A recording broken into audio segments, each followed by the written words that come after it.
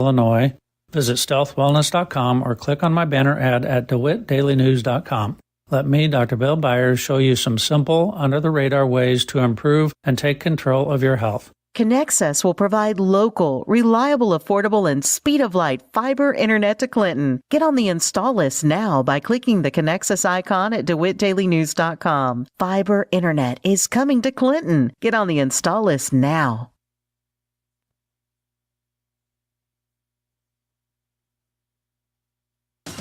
Your friend in Central Illinois.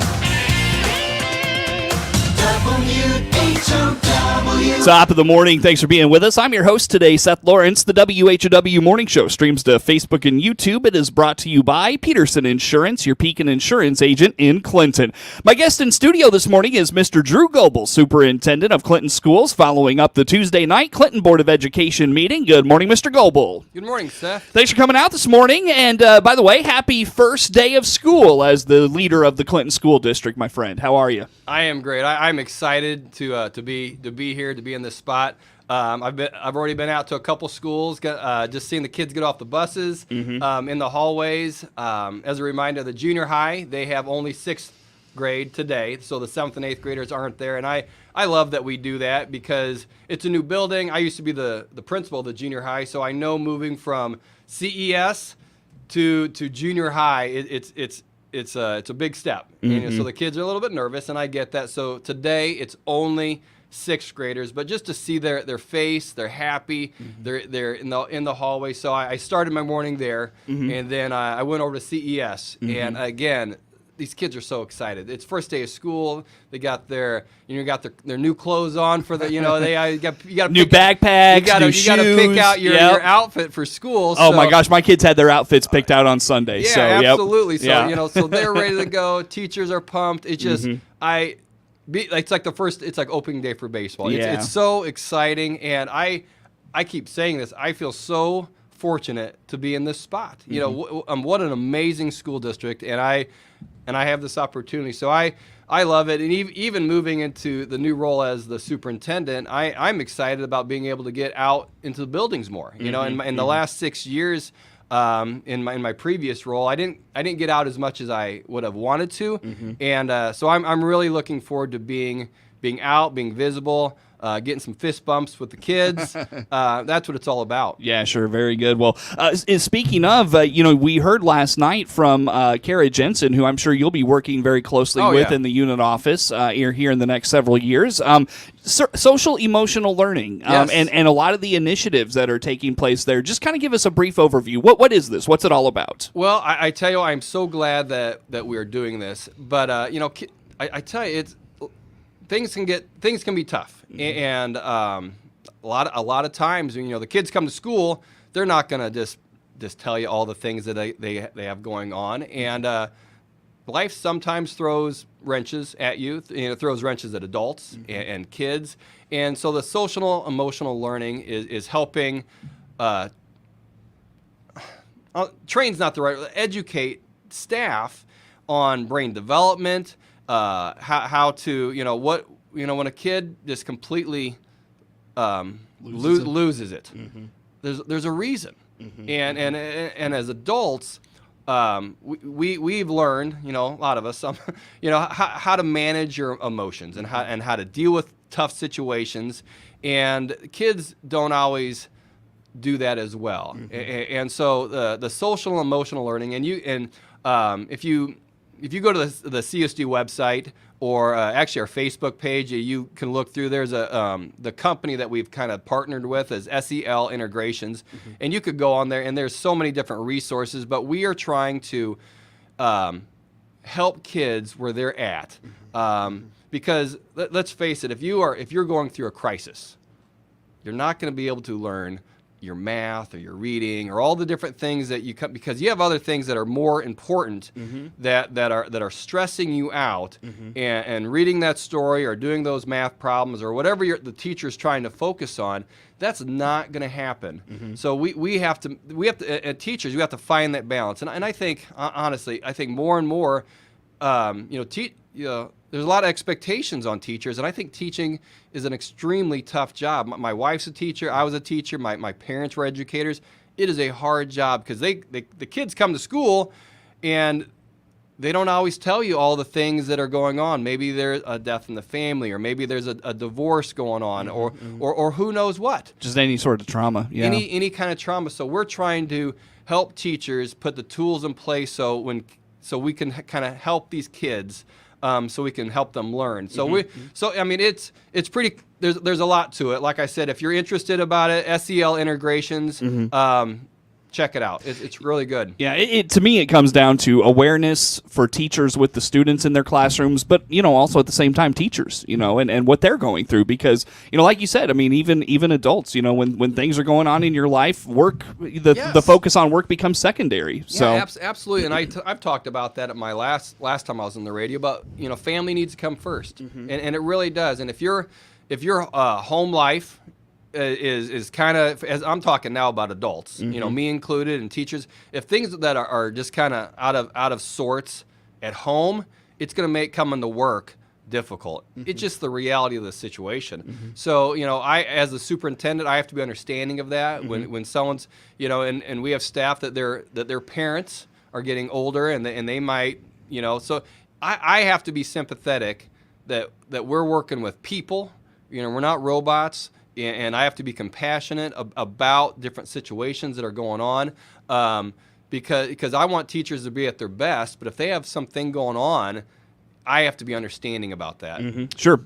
Very good. Well, and we'll look forward to what Mrs. Jensen continues to find and bring forward, through that. Again, that's Mr. Drew Goebbel. He is the superintendent of Clinton Schools. We follow up the Tuesday night Board of Education meeting. Let's get to some of the fun stuff, Mr. Goebbel, talking about facilities. Yep. First of all, status of the high school. Power on? Are we up and running over there? Yes, we are. I actually just finalized. It's in the whole grand scheme of things. That project cost, it was about $1.6 million to do that project. But Remind us what that project was. So that, thank you, Seth. So we replaced the high school's air conditioning. It's called the chiller, but it's essentially the air conditioning. And we also replaced the boiler, the heater, and then we also replaced the switchgear, which is kind of like, I almost want to think of it as like the electrical hub.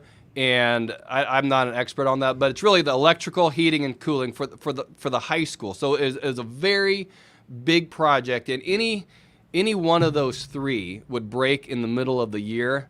You don't. I always joke, but it's true. You don't go to Menards and get a chiller, or any of these three things. So in the lead time to get any of those things, we would have had the high school students would have had to go to different somewhere. You wouldn't have been able to stay there. So I'm really glad that we did that. But everything is done. Air conditioning's working great. The project's fine. I did write a very small grant that helped pay for like a drop in the bucket. But I did finalize that the other day. So, but yeah, we are in great shape. We were able to do that project without affecting taxes. Without So we that's actually a really fortunate thing that Clinton School District, we can. When we have this need, when we need to replace these things, we can do it without raising taxes. Like our taxes have stayed at right there, that 3.6, 3.55, and we've been able to do all these, the facility upgrades of the MVP project that we just took care of it. So yeah, we're in great shape, and we're ready to go. Sure. How about the football field? Are we going to play some football on it next Friday? Yeah, I just posted on Facebook just the other day some updated pictures. The Flying C. It's on the 50-yard line now, so that's good. They have huge. The turf has little small like pellets. So if you get tackled or anything like that, you're not like landing on concrete. I mean, it has that was actually one of the things that when we went to site visits and looked at different turf fields, the feel and the cushion of our field is second to none. So if you would get tackled, you're not feeling like you're falling into one of those nice purple mattresses, right? I don't want to get tackled. I'm sure I wouldn't like it. I'm sure I would probably not want to get up, but it's not just landing on concrete. So if you drive by the high school right now, there's huge white sacks of these little tiny pellets that get spread out throughout the whole entire field. So those have arrived, and then actually the asphalt. So we're gonna lay asphalt for the track. That's coming really soon.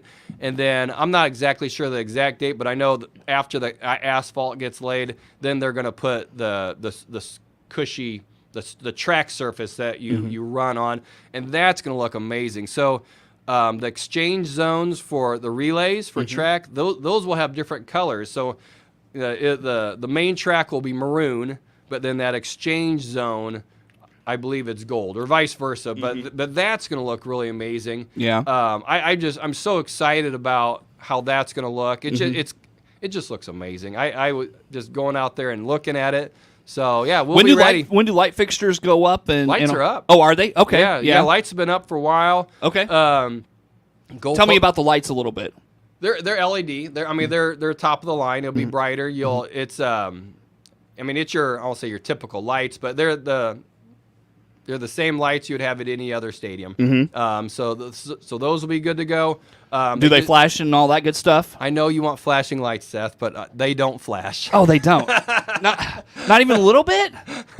I don't know. Talk to Keppel. I'll talk to Mr. Keppel. So do they change colors? No. Mr. Goebbel. I was giving Mr. Wayne a hard time last night. We gotta get the changing color lights. They light up the field. They don't flash. If maybe you can talk Matt into being over by the switch, and you can just we got to do something. We got to do something to get the maroon and the gold, and usher these kids onto the field the right way. I don't. We'll look into it. Maybe we'll add some lights that flash for Seth. There you go. I like giving you guys a hard time about that one. I think the only place I've seen that actually has that is IVC. If I'm being honest, so yeah. The lights flash at the foot, like outside. I've seen. Yeah. Like when they score a touchdown, they like do different patterns and they turn different colors. IVC is the only place I've seen that actually. The only one that it's inside the building at Tuscola, inside the gym. Really? I just know that because my daughter plays volleyball there. Yeah. Those gym lights flash and do all kinds of stuff inside the gym. No kidding. Yeah. Wow, Tuscola. We don't have flashy lights. So. All right. Well, maybe we'll get there. That's fine. That's fine. Yeah. I just, if you're going to do it right, Mr. Goebbel. I like it. Mr. Goebbel, I'm just kidding with you. I know. I like giving you a hard time about this. That's fine. But yeah. Tell us more about this facility update. I'm sorry. No, that's fine. But, it's going to look great. We're starting to look at, I call it phase 2, to do what we're doing. I want everyone to know that the taxes won't raise, and to kind of put things in perspective. That if we wanted to, like the school, I don't want to get into big huge school finance explanation, but when we get our revenue, when we get funds, it goes into different, I'll call almost like buckets. So when we get money, there's a certain amount that's allocated for transportation. So if the school district needs to buy buses, we have to use this money that is specific to transportation. If we need a facility upgrade, that money comes from the operations and maintenance fund. Education so we are using, obviously, because this is a facility upgrade, the money from the operations and maintenance fund, which is completely different from the money that you're buying books or pencils or teacher salaries. So that you have to do that. So we have been able to build what we've done, number one, without raising taxes, and number two, when this is all said and done, we'll have well over $1 million just sitting there in investments just in case. So when we started planning this out years ago, I told the board, I go, we can do this, but we're not depleting all of our reserves. That'd be stupid. So we are sitting in a great spot, and then we will. So that's money's just there, just gaining interest. So then besides that, we have what I call operating money. So we have over $1 million. We have money in the operating fund, and again, because we have bills to pay, and as things are going on, and there's even there's different upgrades throughout that aren't on this grand scale of a football field, but so I want to make sure that we are are sitting almost like your personal finance. Nobody should want to be strapped, like waiting for the next paycheck. That's not a good feeling when you're just like waiting for the next paycheck to pay the bills. That's not where you're personally you would want to be. I look at the school district in the same way. I want to make sure that we are in great shape. We have money in the bank. We can do these different upgrades. Because on two things, I don't want to just be sitting on money and not doing anything with it. We got kids. So that's that fine line between having facilities that are nice, that are updated, but also having money sitting there for rainy day things. So we are in good shape.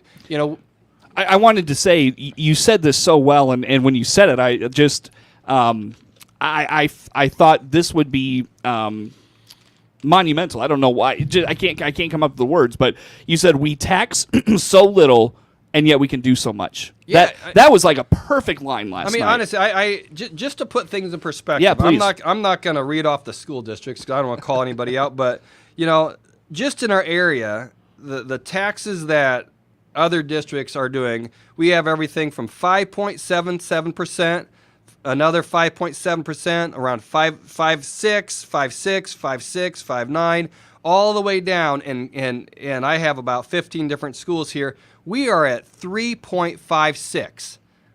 3.56 compared to the highest was 5.77. The closest one to us is 4.86, over 1% higher.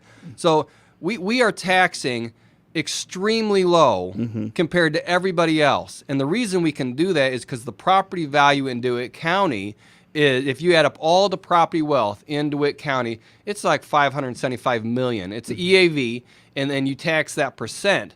If you look at what the only school district, and I've kind of researched this, the only school district that is remotely close to our tax rate is Coal City. And their EAV, their property wealth in Coal City is over $1 billion. Wow. So they're over $1 billion, and their tax rate is at 3.4. We're at 575 and some change, and we're at 3.56. So if you are looking at both of those numbers, I don't think, I know we have a lower tax rate than they do if you're looking at the EAV and the rate. So we have such a low tax rate, but we are able to, if we need a new air conditioner or a chiller, we just take care of it. We just do it. If we need even like, I'll say a small project, but a couple years ago we completely redid the greenhouse, over there by the tennis courts, and that was like $100,000. Yeah, and we just take care of it. Yep, sure. So we are in great shape. Well, Mr. Goebbel, with that, let's take a break. Come back with some more. Drew Goebbel is the superintendent of Clinton Schools, our guest in studio as we follow up the Tuesday night Board of Education meeting. More to come on The Morning Show. WHOW.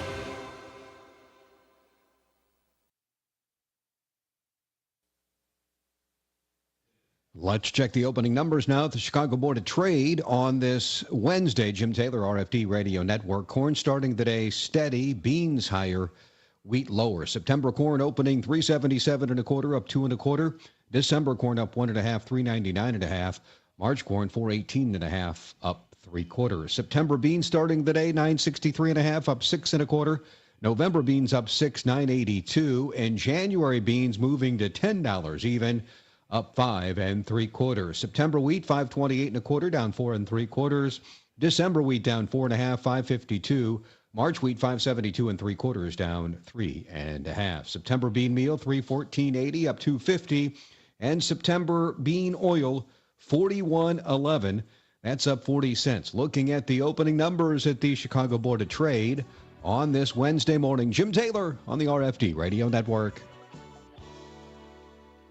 Here's how Clinton Save-A-Lot store owner Dave Jackson is fighting inflation 2024. I'm one of the only Save-A-Lots in the country that has stayed true to form. We are an everyday low-price retailer. Hard discount. We do not run ads. There's no gimmicks, no games, no drawings. I mean, it's just the truth. And when you come in my store, it's even keel. You just know the prices are fair. Am I the lowest on every item? Absolutely not. But we're very low and we're very fair. As Dave always says, Hope to see you soon. Warner Hospital and Health Services expanded emergency room means big hospital tech, small hospital caring. When you need ER care, make it Warner Hospital and Health Services in Clinton. Find out how their expanded ER can help you by clicking their icon at DeWittDailyNews.com. Ramey Miller from Run Deep Coaching. Take your power back. I do holistic personal and business coaching. My service is virtual, so we can visit no matter where you are. Find out more by clicking my icon at DeWittDailyNews.com. That's DeWittDailyNews.com.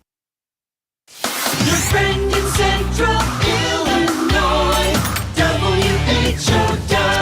Once again, a good morning. Thanks for being with us. I'm your host today, Seth Lawrence. The WHOW Morning Show streams to Facebook and YouTube, brought to you by Peterson Insurance, your Pekin Insurance agent in Clinton. Again, my guest in studio today is Mr. Drew Goebbel, Superintendent of Clinton Schools. We follow up the Tuesday night Clinton Board of Education meeting. And, Mr. Goebbel, we got an update on the football field and where it's at and its up, its status and the chiller and the boiler and all those things and, how we're going to pay for all these things. But what is the next phase? Because sounds like it's 2 or 3 phases. So what's next? It's definitely we're phasing this in because we didn't, like I said earlier, we don't want to raise taxes to do all this, and we also want to make sure that we have money in reserve. So in order to complete what I call phase 1 was the turf, the track, and the lights.